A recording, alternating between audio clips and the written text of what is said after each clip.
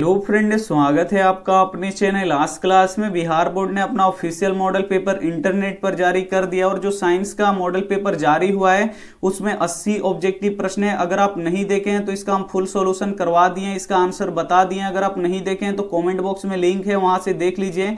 और आज की इस वीडियो में जो मॉडल पेपर में जीव विज्ञान का सब्जेक्टिव प्रश्न दिया है 21 से लेकर 28 तक, उसका हम यहाँ पे फुल सॉल्यूशन करवाएंगे। और ये सभी प्रश्न 2-2 नंबर के हैं, तो प्लीज आप लोग वीडियो को शुरू से के अंत तक देखिएगा। और चैनल को सब्सक्राइब नहीं किए हैं तो चैनल को सब्सक्राइब कर लीजिएगा, साथ में बेल आइकन को ऑल पे दबा लीजिएगा ताकि जब भी क्लास हो तो आपके पास नोटिफिकेशन पहुंचता रहे। तो आइए क्लास को शुरू करते हैं। 21 नंबर प्रश्न देख लीजिए, काफी महत्वपूर्ण है कि किण्वन क्या है, यह कहां होता है। काफी महत्वपूर्ण प्रश्न है कि किण्वन क्या है, तो आइए इसका उत्तर देख लेते हैं। किण्वन एक जैव रासायनिक क्रिया है, इसमें जटिल कार्बनिक यौगिक सूक्ष्म जीवों की सहायता से सरल कार्बनिक यौगिक में विघटित होता है, इसी क्रिया को किण्वन कहते हैं। किण्वन क्या है, तो किण्वन एक जैव रासायनिक क्रिया है। इसमें क्या होता है कि जटिल कार्बनिक यौगिकों को क्या किया जाता है कि सूक्ष्म जीवों की सहायता से उसे सरल कार्बनिक यौगिकों में विघटित कराया जाता है और इसी क्रिया को किण्वन कहते हैं। तो उम्मीद करते हैं ये आपको काफी अच्छी तरीके से समझ में आया होगा। इस क्रिया में ऑक्सीजन की आवश्यकता नहीं पड़ती है। जो किण्वन की क्रिया होती है इसमें ऑक्सीजन की आवश्यकता नहीं पड़ती है। और किण्वन की क्रिया कहां होता है, तो अंगूर को अपघटित करने में किण्वन की प्रक्रिया होती है। तो उम्मीद करते हैं ये प्रश्न आपको काफी अच्छी तरीके से समझ में आया है। तो समझ में आया तो प्लीज आप लोग वीडियो को शुरू से लेकर अंत तक जरूर देखिएगा। ये देखते हैं अगला प्रश्न यहाँ पे 22 नंबर प्रश्न है कि श्वसन और प्रकाश संश्लेषण में अंतर स्पष्ट करें। ये भी काफी महत्वपूर्ण प्रश्न है कि श्वसन और प्रकाश संश्लेषण में अंतर स्पष्ट करें। तो एक बगल आप लोग श्वसन लिखिएगा और दूसरे बगल आप लोग प्रकाश संश्लेषण लिखिएगा और एक एक करके अंतर स्पष्ट कर दीजिएगा। तो आइए देखते हैं पहला अंतर, श्वसन की क्रिया में ऑक्सीजन की जरूरत पड़ती है। जो श्वसन की क्रिया होती है इसमें ऑक्सीजन की जरूरत पड़ती है। और इसमें देख लीजिए प्रकाश संश्लेषण की क्रिया में कार्बन डाइऑक्साइड की जरूरत पड़ती है। जो प्रकाश संश्लेषण की क्रिया होती है उसमें कार्बन डाइऑक्साइड की जरूरत पड़ती है। तो ये हो गया पहला अंतर। दूसरा देख लीजिए, यह एक विघटन की प्रक्रिया है। यह क्या है, एक विघटन की प्रक्रिया है। इस प्रक्रिया में भोजन का पाचन होता है। और इसमें देख लीजिए यह एक निर्माणकारी प्रक्रिया है। इसमें क्या होता है, प्रकाश संश्लेषण की क्रिया में जो पेड़ पौधे होते हैं वो अपना भोजन बनाते हैं, इसीलिए इसे निर्माणकारी प्रक्रिया भी कहते हैं। तीसरा देख लीजिए अंतर, श्वसन की क्रिया में प्रकाश की आवश्यकता नहीं होती है। जो श्वसन की क्रिया होती है इसमें प्रकाश की आवश्यकता नहीं होती है। और इसमें देख लीजिए प्रकाश संश्लेषण की क्रिया में प्रकाश की आवश्यकता पड़ती है। तो ये हो गया तीसरा अंतर। आइए देखते हैं चौथा अंतर, श्वसन की क्रिया जीव जंतुओं एवं पेड़ पौधों दोनों में होता है। जो श्वसन की क्रिया होता है वो जीव जंतु और पेड़ पौधों दोनों में होता है। और इसमें देख लीजिए प्रकाश संश्लेषण की क्रिया केवल पेड़ पौधों में ही होता है। तो ये हो गया चौथा अंतर। पांचवा अंतर देख लीजिए, श्वसन की क्रिया सभी प्रकार की कोशिकाओं में होता है। जो श्वसन की क्रिया होता है ये सभी प्रकार की कोशिकाओं में होता है। लेकिन यहाँ पे देखिए प्रकाश संश्लेषण की क्रिया पेड़ पौधों के हरे भागों में होता है। तो ये था अंतर जो आपको काफी अच्छी तरीके से समझ में आया है। तो समझ में आ रहा है तो प्लीज आप लोग वीडियो को शुरू से लेकर अंत तक जरूर देखिएगा। और वीडियो को लाइक नहीं किए हैं तो प्लीज आप लोग वीडियो को लाइक भी कर दीजिएगा। ये देखते हैं अगला प्रश्न 23 नंबर भी प्रश्न काफी महत्वपूर्ण है कि पैरामीशियम में भोजन कैसे पहुंचता है। काफी महत्वपूर्ण प्रश्न है कि पैरामीशियम में भोजन कैसे पहुंचता है। तो आइए इसका उत्तर देख लेते हैं। पैरामीशियम एक कोशिकीय जीव है। जो पैरामीशियम है ये क्या है, एक कोशिकीय जीव है। इसमें सिलिया पाया जाता है। इसमें क्या पाया जाता है, सिलिया पाया जाता है, जो भोजन को सिलियरी गति द्वारा एक निश्चित स्थान कोशिका मुख तक पहुंचाता है। इसी प्रकार पैरामीशियम में भोजन पहुंचता है। प्रश्न काफी महत्वपूर्ण था कि पैरामीशियम में भोजन कैसे पहुंचता है। तो जो पैरामीशियम होता है ये क्या होता है, एक कोशिकीय जीव होता है। इसमें सिलिया पाया जाता है। जो पैरामीशियम होता है इसमें सिलिया पाया जाता है। और सिलिया क्या करता है कि भोजन को सिलियरी गति द्वारा एक निश्चित स्थान कोशिका मुख तक पहुंचाता है। और कोशिका मुख क्या करता है, उस भोजन को चारों तरफ से ढक लेता है और उसका अंतर ग्रहण कर लेता है। इसी प्रकार से पैरामीशियम में भोजन पहुंचता है। तो उम्मीद करते हैं ये भी प्रश्न आपको काफी अच्छी तरीके से समझ में आया होगा। आइए देखते हैं अगला प्रश्न। आप 24 नंबर प्रश्न देख लीजिए, काफी महत्वपूर्ण है कि जीवों के लिए पोषण क्यों अनिवार्य है, यानी क्यों जरूरी है। तो आइए इसका उत्तर देख लेते हैं। सभी जीवों को जैविक क्रिया करने के लिए ऊर्जा की आवश्यकता होती है। इस ऊर्जा की प्राप्ति के लिए प्रत्येक जीव को भोजन की जरूरत पड़ती है।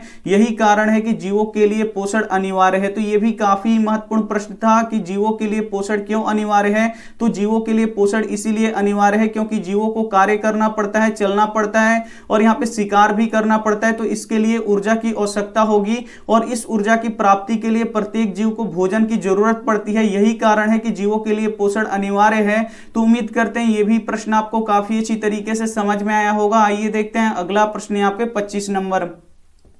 25 नंबर प्रश्न है कि दीर्घरोम यानी विली क्या है। यहां पे आपको बताना है कि दीर्घरोम क्या है यानी विली क्या है। तो आइए इसका उत्तर देख लेते हैं। छोटी आंत के अंदर उंगलियों के समान उभरी हुई हजारों संरचनाएं होती है जिसे हम दीर्घरोम या विली कहते हैं। तो ये भी काफी महत्वपूर्ण प्रश्न था कि दीर्घरोम या विली क्या है। तो विली क्या है, तो छोटी आंत के अंदर उंगलियों के समान उभरी हुई हजारों संरचनाएं होती है जिसे हम दीर्घरोम या विली कहते हैं। तो उम्मीद करते हैं ये भी प्रश्न आपको काफी अच्छी तरीके से समझ में आया होगा। आइए देखते हैं अगला प्रश्न यहाँ पे 26 नंबर भी प्रश्न काफी महत्वपूर्ण है कि एथिलीन को फल पकाने वाला हार्मोन क्यों कहा जाता है। यह भी काफी महत्वपूर्ण प्रश्न है कि एथिलीन को फल पकाने वाला हार्मोन क्यों कहा जाता है। तो आइए इसका उत्तर देख लेते हैं।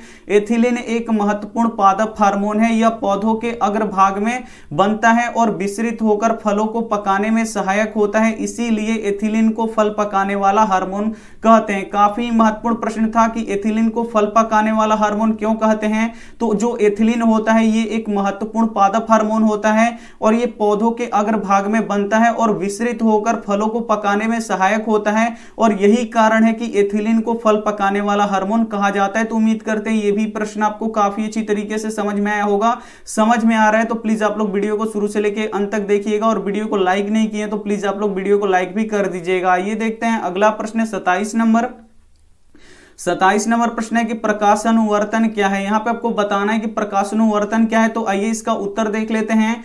पेड़ पौधों की पत्तियां शाखाएं सूर्य के प्रकाश की ओर वृद्धि करते हैं जिसके कारण पेड़ पौधों की ऊपरी भाग जैसे पत्तियां शाखाएं धीरे धीरे प्रकाश की ओर झुकने लगती है, इसे ही प्रकाशानुवर्तन कहते हैं। यह भी काफी महत्वपूर्ण प्रश्न है। प्रकाशानुवर्तन में क्या होता है कि जो पेड़ पौधों की पत्तियां होती हैं, शाखाएं होती है, वो क्या करती हैं, जिधर से सूर्य का प्रकाश आता है उधर ही वो क्या करने लगती हैं, वृद्धि करने लगती हैं, जिसके कारण से जो पेड़ पौधों की ऊपरी भाग होता है जैसे पत्तियां हो गया, शाखाएं हो गया, ये धीरे धीरे उसकी ओर झुकने लगती है, उसकी ओर गति करने लगती है, उसे ही क्या कहते हैं, प्रकाशानुवर्तन कहते हैं। तो उम्मीद करते हैं ये भी प्रश्न आपको काफी अच्छी तरीके से समझ में आया होगा। आइए देखते हैं अगला प्रश्न यहाँ पे 28 नंबर जो काफी महत्वपूर्ण है। 28 नंबर प्रश्न देख लीजिए कि समजात अंक की परिभाषा उदाहरण के साथ दे। ये भी काफी महत्वपूर्ण प्रश्न है कि समजात अंक की परिभाषा देना है और उदाहरण के साथ देना है। तो आइए सबसे पहले समझते हैं कि समजात अंक किसे कहते हैं।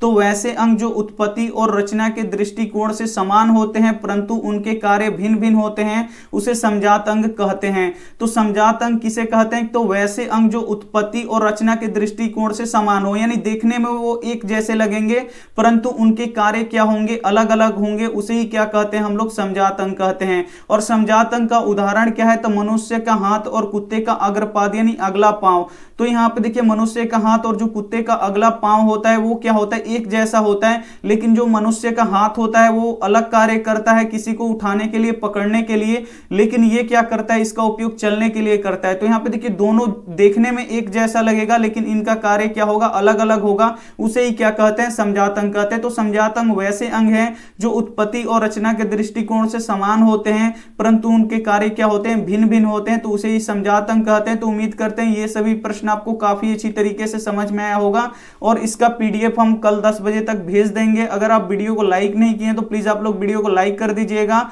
और आपके पास अब बहुत ही कम समय बचा है तैयारी के लिए, तो प्लीज आप लोग तैयारी में लग जाइए और काफी अच्छी से आप लोग अपना तैयारी कीजिए क्योंकि बोर्ड परीक्षा में बहुत ही कम समय बचा है और जितना हो सके आप लोग रिवीजन पे ध्यान दीजिए। हम एक ही बात बोलेंगे, आपको जितना टाइम मिले आपको क्या करना है, अब नया कुछ नहीं सीखना है, जो आप पुराना पढ़े उसी को ही पढ़िए, उसी का ही रिवीजन कीजिए। आप लोग रिवीजन पे बहुत ही ज्यादा ध्यान दीजिए और याद करने पे आप लोग ज्यादा ध्यान दीजिए। तो आप लोग उम्मीद करते हैं हमारा बात आप लोग मानेंगे और आप लोग वीडियो को शेयर नहीं किए हैं तो प्लीज आप लोग अपने दोस्तों के पास शेयर कर दीजिएगा। चैनल को सब्सक्राइब नहीं किए हैं तो चैनल को सब्सक्राइब करके बेल आइकन को ऑल पे दबा लीजिएगा ताकि जब भी क्लास हो तो आपके पास नोटिफिकेशन पहुंचता रहे। और थैंक यू फॉर वॉचिंग, मिलते हैं अगली वीडियो में, तब तक अपना ध्यान रखिए, मन लगा के पढ़ाई कीजिए, टेक केयर एंड बाय।